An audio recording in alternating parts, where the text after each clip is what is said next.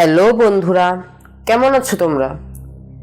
তোমাদের সবাইকে শীর্ষ চ্যানেলে আমি শীর্ষ স্বাগত জানাচ্ছি। আজকে তোমাদের সঙ্গে একটি নতুন কবিতা শেয়ার করব। কবিতাটির নাম চিঠিবিলি। চিঠিবিলি ছড়াটির পাঠের উদ্দেশ্য হচ্ছে ছড়া ও ছন্দের মাধ্যমে কল্পনাকে উদ্দীপিত করা। তাহলে চলো আমার সঙ্গে চিঠিবিলি ছড়াটি শুনে নাও।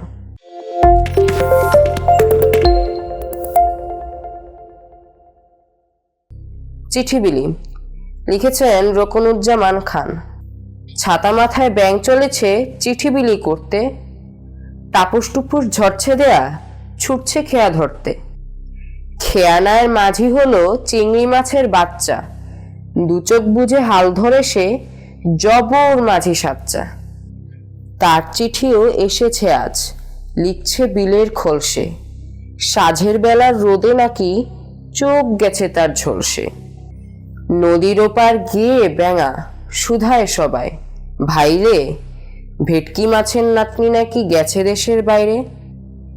তার যে চিঠি এসেছে আজ, লিখছে বিলের কাতলা, এবার সারা দেশটি জুড়ে নামবে দারুণ বাদলা।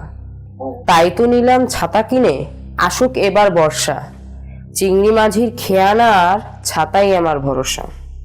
So friends, if you like my rhymes and poems, then like this video, subscribe my channel and share this video. তাহলে বন্ধুরা, পরের ভিডিওতে তোমাদের সঙ্গে আবার দেখা হবে। তাহলে এখনের জন্য বিদায় জানাচ্ছি।